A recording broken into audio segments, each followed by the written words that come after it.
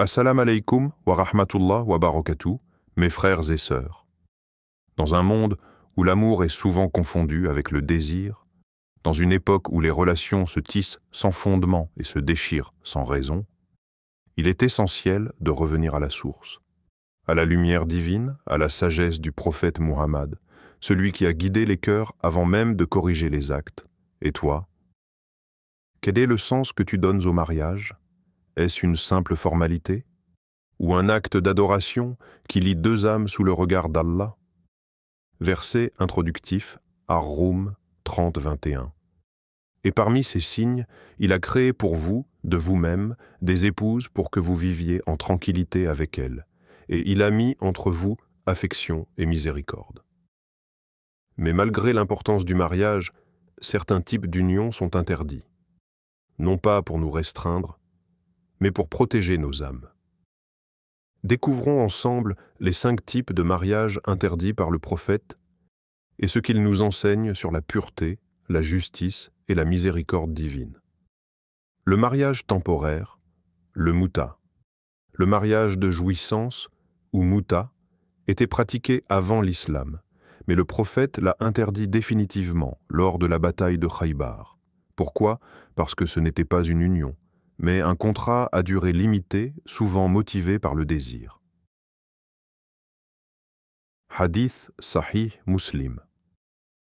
Ou Jean, je vous avais autorisé le muta, mais Allah l'a maintenant interdit jusqu'au jour de la résurrection.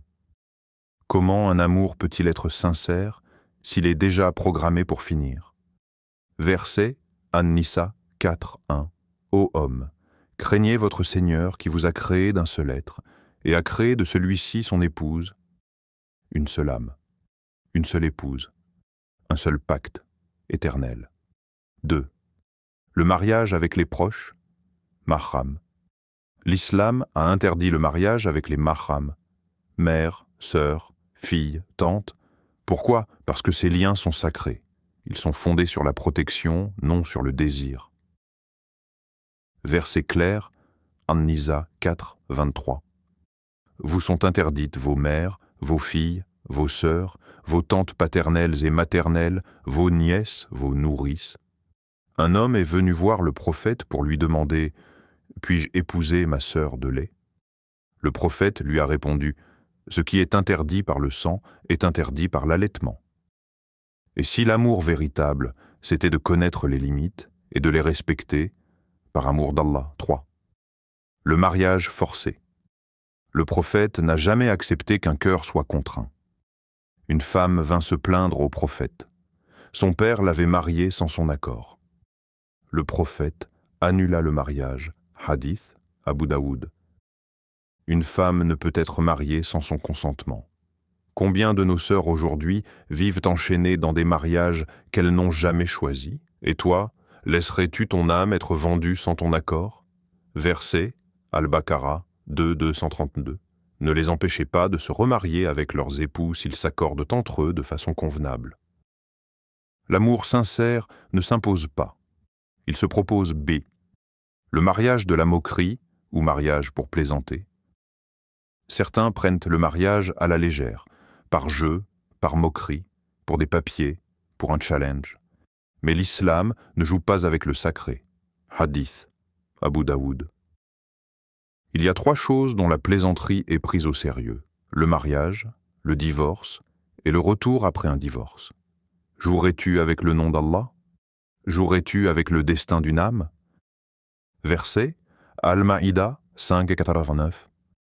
Allah ne vous tient pas rigueur pour vos paroles inconsidérées dans vos serments, mais il vous tient rigueur pour ce que vos cœurs ont réellement voulu. 5. Le mariage dans l'intention de divorce, Nikah al-Talil. Il arrive que certains, après un triple divorce, cherchent un homme pour épouser temporairement leur ex-femme, pour la rendre ensuite. Hadith sévère, Abu Daoud, Tirmidhi. Maudit soit celui qui fait le mariage de Talil et celui pour qui il est fait. Car ce n'est plus un mariage, c'est une manipulation du sacré. Et si on cessait de chercher à contourner les lois d'Allah pour enfin les vivre avec sincérité, le mariage n'est pas seulement une union. C'est un engagement devant le Créateur, un reflet de la rahma, miséricorde divine, et chaque interdiction posée par le prophète n'est pas une barrière, mais une protection, une boussole. Un acte d'amour, verset final, An-Nour 24-32. Mariez les célibataires d'entre vous et les gens de bien parmi vos serviteurs et vos servantes. S'ils sont pauvres, Allah les enrichira par sa grâce. Dernière question, toi qui écoutes, es-tu prêt à vivre un mariage béni dans la lumière d'Allah et la sincérité du cœur? Si cette vidéo t'a touché, partage-la à 3 personnes que tu aimes. Peut-être qu'Allah te récompensera à travers leur action aussi. Abonne-toi à Hikmat Allah pour découvrir chaque semaine des rappels qui parlent au cœur.